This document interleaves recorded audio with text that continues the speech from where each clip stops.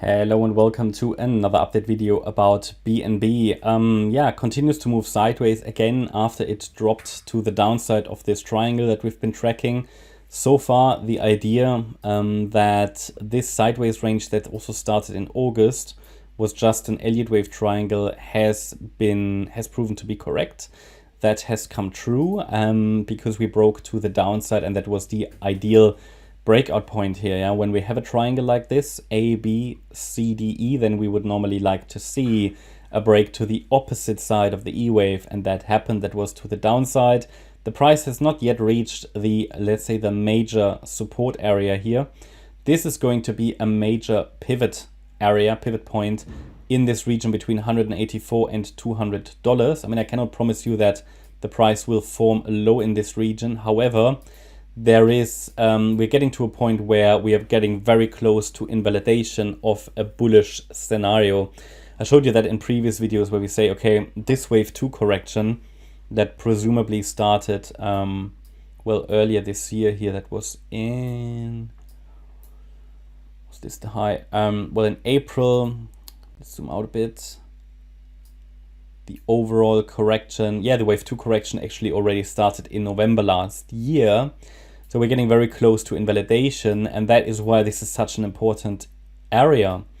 Because, you know, first of all, the price has retraced significantly, around about 50% now, could go a little more, but should stay within the 51-52% range of loss since the high in November. If the price turns around here, you know, this can set it up for a rally into the $400 region. At the same time, a break below the $184 level will make a shift into the red wave count that can take us down to round about $120. Now you will say, okay, both can happen. Of course, both can happen. I mean, that should be clear. However, from a strategic point of view, it often makes sense to look for entry points very close to invalidation points. And 184 is invalidation, because below the $184 level, Elliott Wave tells us we cannot expect that a third wave rally is starting, because it is a move below the beginning of this wave 1.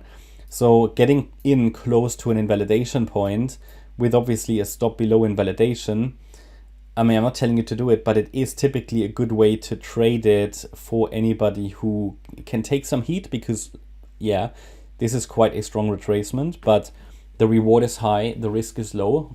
Risk is low from a perspective of, you know, reward to risk, you know, reward to risk ratio, and how much you are risking compared to the potential gain from a move if it works out. Because typically when these setups fail, it doesn't really hurt much, because you can set the stop very tight, okay? So we know that below $184 we have invalidation, and then we have to focus on the red wave count, which, yeah, should also see a little bit of a relief rally in a way for that at some point. However, eventually we should land in the 120 region.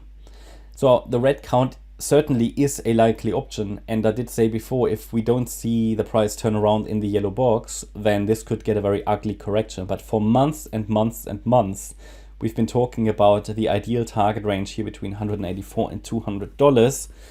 I think first we wanted it to come down to around about 208, and then it sort of has spent quite a few weeks in sideways movement. And now finally we are getting to this area that we've been waiting for many, many months. And now it's all about, okay, now I also consider maybe an entry, knowing though that this could easily drop further, but we have a very clear invalidation point to watch, okay?